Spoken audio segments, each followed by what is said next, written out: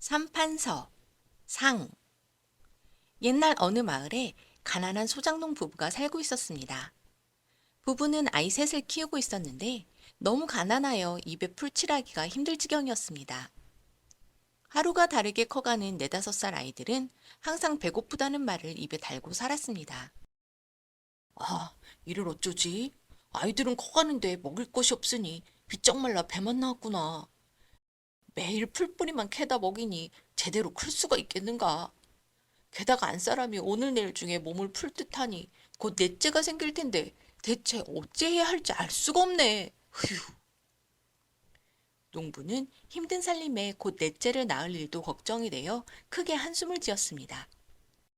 우리 마누라 애들 낳고 키우느라 자기 몸을 돌보지도 않으니 그것도 큰일이야. 산모에게 쌀겨죽을 먹일 순 없는데 어떻게 할까? 고민하던 농부는 마침 봄이라 산에 죽순이 있을 것을 떠올리고 당장 그날 밤 산에 올라 부인을 위해 죽순을 캐기로 했습니다. 컴컴한 밤에 산에 오르던 농부는 죽순이 나는 곳까지 가는 산길에 산짐승이 많이 나온다는 말이 생각나 겁이 덜컥 났습니다. 호랑이나 멧돼지가 나오면 어쩌지? 낮을 걸 그랬나? 아니야. 갑자기 산통이 올 수도 있는데 시간이 없어. 그리고 옛부터 이 산은 천신님께서 다녀가신다는 신성한 곳이니 천신님께서 나를 보호해주실 게야. 농부는 무서웠지만 천신님을 부르며 힘을 냈습니다. 이 산 중턱에는 커다란 천신 바위가 있었는데 소원을 빌면 꼭 이루어진다는 소문에 많은 사람들이 찾아와 소원을 빌곤 했습니다. 농부는 발길을 재촉해 대나무밭 죽순이 있는 곳에 도착했습니다. 와, 이 죽순 좀 보게! 이 정도면 집사람 산후조리에 조금이나마 도움이 되겠다. 감사합니다, 천신님. 농부는 많은 죽순을 보고 기뻐하며 얼른 캐기 시작했습니다. 얼마나 정신없이 캤는지 한 무리의 사람들이 그곳으로 다가오는 것도 몰랐습니다. 잠시 후 사람들이 웅성거리는 소리에 겨우 정신을 차린 농부는 도적대인가 싶어 깜짝 놀라 대나무 숲에 몸을 숨겼습니다. 이크, 이게 무슨 소리야? 한밤중에 대체 뭐하는 사람들이지? 놀란 농부는 희미한 달빛에 의지하여 사람들을 지켜보았습니다. 자세히 보니 가마를 맨 일행들이 천신 바위 앞에 멈추더니 어떤 여인이 가마에서 내리는 것이었습니다. 여인은 한눈에 보아도 지체 높은 양반집 규수의 모습이었습니다. 자네들은 이곳에서 기다리시게. 나는 기도를 올리고 오겠네. 네, 마님. 말을 마친 여인은 여종만을 데리고 천신 바위 앞으로 향했습니다. 어느새 제단은 정성스럽게 준비한 음식이 차려지고 무릎을 꿇고 앉아 울면서 기도하는 간절한 여인의 목소리가 들렸습니다. 비옵니다. 천신님께 비옵니다. 제가 복이 없어 아이를 갖지 못하는 것은 잘 알겠습니다. 하지만 남편만은 대리모를 통해 아이를 가질 수 있도록 도와주십시오. 천신님, 오늘로 기도를 올린 지 95일째 되었습니다. 착한 남편은 제 생각을 하여 대리모를 구하려 하지 않고 있습니다. 이대로라면 저는 독자인 남편 집안의 대를 끊어버리는 죄를 짓게 됩니다. 이를 어찌하면 좋겠습니까? 제발 저희 남편이 대리모를 들여 저희 집에 아기가 생기게 해주십시오. 이렇게 비옵니다. 흑흑흑. 여인의 말을 모두 들은 농부는 안타까운 마음이 들었습니다. 참 사람 팔자 모를 일이야. 저 여인은 양반집 사람인가 본데 나같이 못난 사람은 아이가 많이 생겨 고민인데 양반집 사람은 아기가 안 생겨 고민이라니. 그건 그렇고 남편이 대리모를 드리라고 기도를 올릴 정도로 착한 여인이 이 세상에 있구나. 신기하기도 하네. 농부는 가만히 생각에 잠겼습니다. 생각해보면 우리 아기는 참 불쌍하기도 하지. 저런 명문대가에서 태어났으면 얼마나 행복하게 살겠어.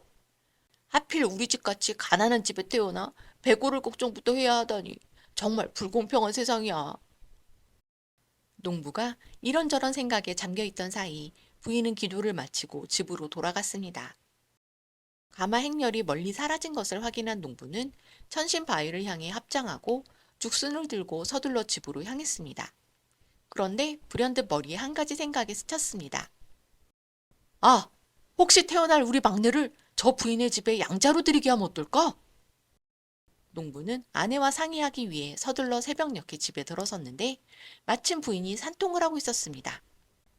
다행히도 순산하여 농부 부부는 건강한 아들을 안을 수 있었습니다. 막내 아들을 품에 안은 부인이 지친 표정으로 입을 열었습니다. 여보, 아들이네요. 그나저나 이 아이 불쌍해서 어쩌죠? 우리 집은 너무 가난해서 태어나자마자 먹을 것을 걱정해야 하니. 그런 말 말고 몸부터 추스리시게. 그리고 새 생명이 태어났으니 축하하는 것이 먼저지. 위에 아이들도 제대로 먹질 못해서 모두 비쩍 말라 있는데 막내 이 어린 것은 또 어떻게 키운단 말이오? 흑흑. 아내는 아들의 탄생이 기쁘기보다는 앞으로의 일이 더 걱정인지 연신 눈물을 멈추지 못했습니다. 농부는 밤에 따온 죽순으로 끓인 죽을 내밀며 입을 열었습니다. 여보, 이 죽 좀 먹고 내 말을 들어보시오. 내가 어젯밤 이 죽순을 따러 산에 올랐다가 우연히 양반집 부인이 천신바위에 기도하는 것을 보았는데 아기가 생기지 않아 크게 걱정하는 것 같았소. 그런데요. 그게 그러니까. 농부는 조심스럽게 자신의 속마음을 이야기했습니다. 우리 막내를 그 부인에게 주는 것이 어떻겠소? 뭐라고요? 양반집의 양자가 되면 배고를 일은 없을 뿐더러 노력하면 나라의 관리도 될 수 있어. 우리 같은 신세는 절대 되지 말아야 할 거다니요. 어떻게 생각하시오? 남편의 말을 들은 아내는 순간 정신이 멍해졌습니다. 지금 무슨 말을? 그건 안 됩니다. 어찌 우리 아기를?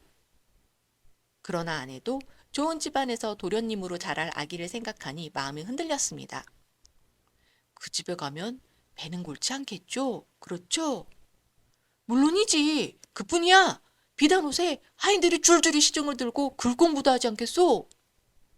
그래도 그 후 아내는 며칠 동안 말없이 눈물을 흘리며 아이만을 바라보았습니다. 그리고 4일째 되던 날 아내는 굳은 표정으로 남편을 불러 말했습니다. 여보, 안 되겠어요.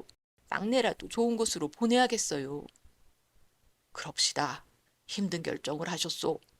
그것이 우리 아기에게도 좋은 일이오. 휴. 그날 밤 부부는 아기를 안고 눈물을 흘리며 산을 올라 천신바위 앞에 왔습니다. 다행히도 아직 양반집 부인이 도착하기 전이라 부부는 아기를 포대기에 싸서 천신바위 재단에 놓았습니다. 안타까운 마음으로 대나무 숲에 숨어서 아기를 지켜보던 부부는 드디어 부인 일행이 가마를 타고 도착하는 것을 보았습니다. 기도를 하러 온 부인은 천신바위 앞에 포대기에 쌓인 아기를 보고 깜짝 놀랐습니다. 아니, 어찌 여기 아기가? 이게 무슨 일이지? 부인이 어리둥절하여 주변을 살펴보았습니다. 이럴 수가. 혹시 천신님께서 내 기도를 들어주신 건가? 아이고 우리 아가! 부인은 아기를 안아 얼굴을 보았습니다. 뽀얀 얼굴에 뚜렷한 이목구비를 가진 태어난 지 얼마 안 된 사내아이였습니다. 부인은 벅차오는 마음을 애써 가라앉히고 눈물을 흘리며 기도했습니다. 천신님 감사합니다. 이렇게 제 소원을 들어주셨으니 제가 어떤 일이 있더라도 이 아이를 귀하고 훌륭하게 키우겠습니다. 이런 기적 같은 일이 또 어디 있겠습니까? 정말 감사합니다. 감사합니다. 기도를 마치고 뚫듯 기뻐하며 아기를 안고 떠나는 부인의 뒤를 몰래 쫓아 집을 확인한 농부 부부는 부인이 이판서댁 며느리 현씨 부인임을 알게 되었습니다. 이판서의 독자와 혼이 난 현씨 부인은 장안에 인자하고 현명하기로 명성이 자자한 부인이었습니다. 현씨 부인의 인품을 동네 사람들에게 전해 듣고 안심한 농부의 아내는 대감집에서 곧 유모를 구할 것이라고 예상하고 이틀 후 아침 일찍 대감집을 찾아갔습니다. 계십니까? 계십니까? 니시오. 네, 대감댁에 허드렛 일이라도 있을까 하여 와보았습니다. 제가 일을 잘하는데 혹시 일감이 좀 없겠습니까? 글쎄, 지금은 딱히. 일단 들어와 보시오. 네, 감사합니다. 이판서댁에 들어선 아내는 부엌 끝 뜰에서 기다리게 되었는데 이때 안채에서 아기의 울음소리가 들려왔습니다. 현씨 부인은 아기에게 미음을 먹여보았지만 잘 먹지 않고 울기만 해 당황하고 있었습니다. 이를 어쩌지? 아무래도 젖을 찾는 모양인데 큰일이네. 혹시 우리 마을에 젖을 줄 만한 유모가 있는지 알아봐 주겠나? 부인의 말을 들은 하인들이 급히 유모를 구하러 나서려 하자 농부의 아내가 그 말을 듣고 말했습니다. 저, 제가 얼마 전에 몸을 풀어 젖을 먹일 수 있습니다. 혹시 쇳내라도 괜찮으시면 제가 젖을 먹여봐도 되겠습니까? 이 말을 전해 들은 현씨 부인은 농부의 아내에게 젖을 먹이도록 해보았습니다. 아내는 이틀 만에 다시 만난 아들을 품에 안고 젖을 먹여 아기를 달래주었습니다. 배를 채운 아기는 곧 만족스러운 트름을 하고 다시 잠이 들었습니다. 그런데 현씨 부인이 옆에서 지켜보니 농부의 아내가 아기를 바라보는 눈빛이며 대하는 행동이 친엄마처럼 자연스러우며 사랑이 넘쳐나는 것이었습니다. 별난 일이 다 있구나. 처음 본 아기를 저렇게 사랑스럽게 대하다니. 어쨌든 잘 되었다. 저 사람을 유모로 둬야겠다. 현씨 부인은 일사천리로 일이 잘 풀리자 잠시 어리둥절했지만 이내 기뻐하며 농부의 아내를 아기의 유모로 일하게 했습니다. 그렇게 시간이 흘러 아기가 무럭무럭 자라 돌이 지나자 농부의 아내가 현씨 부인에게 만남을 청했습니다. 저 마님, 이제 도련님께서 돌이 지나셨으니 더 이상 유모는 필요 없을 것입니다. 이제 저는 댁을 떠나려고 합니다. 아니, 갑자기 왜 그러는가?